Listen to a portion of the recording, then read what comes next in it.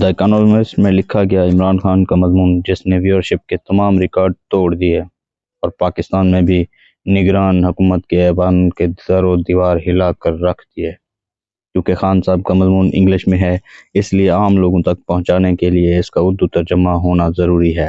پیش خدمت ہے خان صاحب کا آرٹیکل۔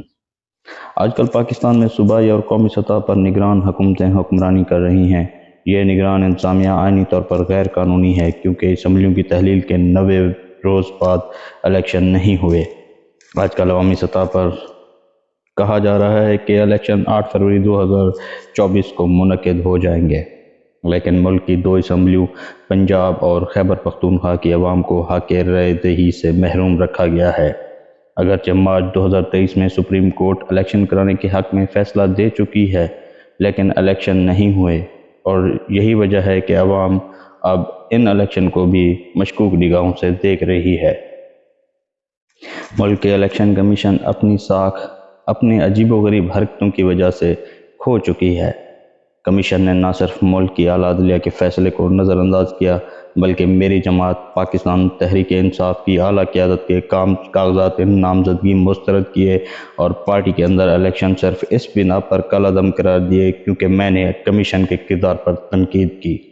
الیکشن ہوں گے یا نہیں، اس سے قطع نظر جس مضحکہ خیز انداز میں تحریک عدم اعتماد لا کر میری حکومت ختم کی گئی، اس سے ایک بات واضح ہے کہ اسٹیبلشمنٹ، فوج، ریاستی سیکورٹی ادارے، ایجنسیاں اور سول بیوروکریسی پاکستان تحریک انصاف کو اکیلا کر کے فیلڈ دینے سے گریزاں ہیں۔ یہ اسٹیبلشمنٹ ہی تھی جو امریکی دباؤ میں آ گئی اور میری حکومت گرانے کے لیے سیاسی انجینئرنگ کی، اور یہ اس وقت مشتعل ہوئی جب میں نے آزادانہ خارجہ پالیسی اور امریکی افواج کو اڈے دینے سے انکار کیا۔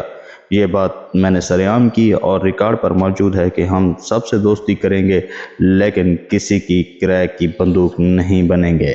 میرا یہ مضبوط نظریہ اس لیے تھا کیونکہ ہم نے اس سے پہلے امریکی اتحادی بن کر اپنا بہت بڑا مالی اور جانی نقصان کرایا، جس میں کم و بیش 80,000 پاکستانیوں نے اپنی جان گنوائی۔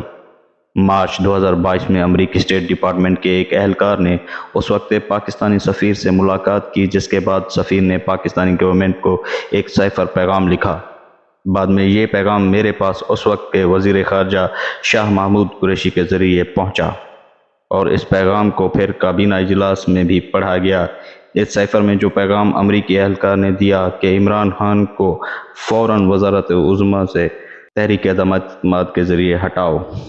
ایک ہفتے کے اندر ہماری حکومت گرا دی گئی۔ مجھے بعد میں پتہ چلا کہ اس وقت کے سپہ سالار جنرل قمر جاوید باجوہ نے سیکورٹی ایجنسیوں کے ذریعے ہمارے اتحادیوں اور پارٹی میں کم اہمیت کے حامل لوگوں کو تحریک عدم اعتماد کے لیے کئی ماہ سے قائل کر رہے تھے۔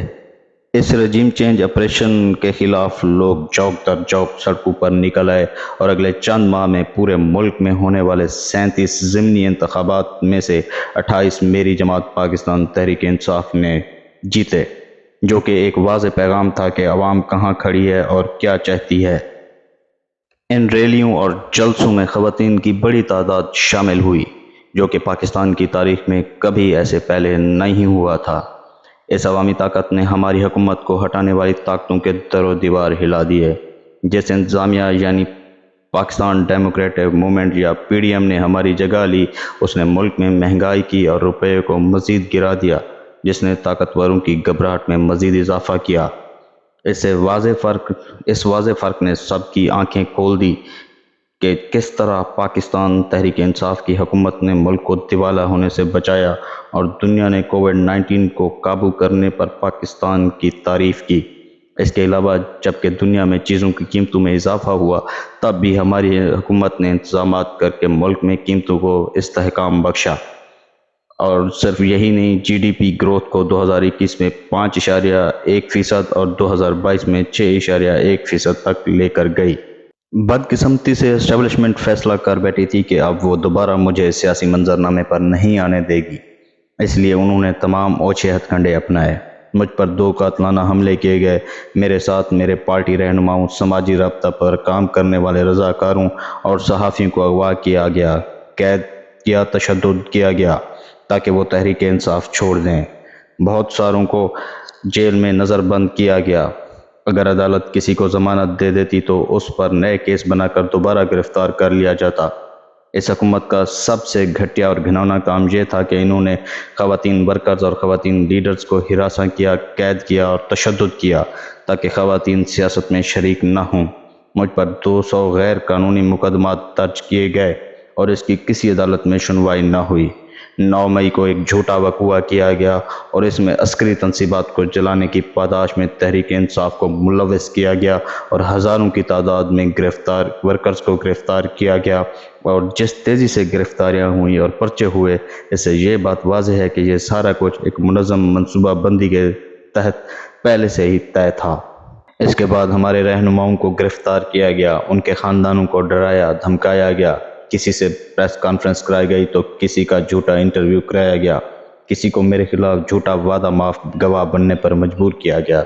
ان سب اوچھے ہتھ کنڈوں کے باوجود میری پارٹی کی مقبولیت 66% ہے، جبکہ میری اپنی مقبولیت اس سے کہیں زیادہ ہے۔ اب الیکشن کمیشن کوشش میں ہے کہ وہ کسی بھی غیر قانونی طریقے سے میری پارٹی کو الیکشن سے باہر رکھے اور اسے کالعدم قرار دے۔ اس معاملے میں عدلیہ بھی اپنی ساکھ کھو چکی ہے۔ اس طرح ایک سابق وزیر اعظم جو کہ مالی بدعنوانی پر نااہل ہوا، اسے سزا ملی، جو پچھلے 4 سال پاکستانی نظام قانون کا مفرور رہا۔ نومبر میں اس سب کے باوجود اس کی سزا ختم کر دی گئی۔ میرا یہ ماننا ہے کہ میاں صاحب نے اسٹیبلشمنٹ کے ساتھ ایک ڈیل کی ہے جس کے نتیجے میں اس کی بریت ہوئی اور اب اسٹیبلشمنٹ الیکشن میں میاں صاحب کو جتوائے گی، لیکن اس بار عوام ان منتخب کردہ پیادے کو سپورٹ کرنے کے لیے تیار نہیں۔ ان حالات میں 8 فروری کو انتخابات ہوں گے جس میں تمام پارٹیوں کو اپنی الیکشن مہم چلانے کی اجازت ہے، مگر پاکستان تحریک انصاف کو ایک ورکرز کنونشن کرنے کی بھی اجازت نہیں۔ میں قید تنہائی میں ہوں اور مجھ پر غداری سمیت دیگر گھٹیا الزامات لگائے گئے ہیں۔ میری پارٹی کے چند رہنما جو روپوش نہیں ہیں، ان کو ایک مقامی سطح کا ورکرز کنونشن کرنے کی بھی اجازت نہیں۔ جہاں بھی پاکستان تحریک انصاف کے کارکن اکٹھے ہوتے ہیں، ان کو پولیس والے بے رحمانہ تشدد کا نشانہ بناتے ہیں۔ ان حالات سے نکلنے کا واحد حل آزادانہ، شفاف اور منصفانہ الیکشن ہے، جس سے ملک میں سیاسی استحکام آئے گا اور قانون کی حکمرانی ہوگی، بلکہ ایک مقبول مینڈیٹ کے ذریعے آنے والی جمہوری حکومت ملک کے فائدے کے لیے اصلاحات کر سکے گی جس کی اشد ضرورت ہے۔ اس کے علاوہ پاکستان کے پاس بحران سے نکلنے کا کوئی راستہ نہیں جس کا وہ سامنا کر رہا ہے۔ بدقسمتی سے جمہوریت جسے یرغمال بنا دیا گیا ہے اور تمام شعبہ جات میں تباہی کی جانب پاکستان گامزن ہے۔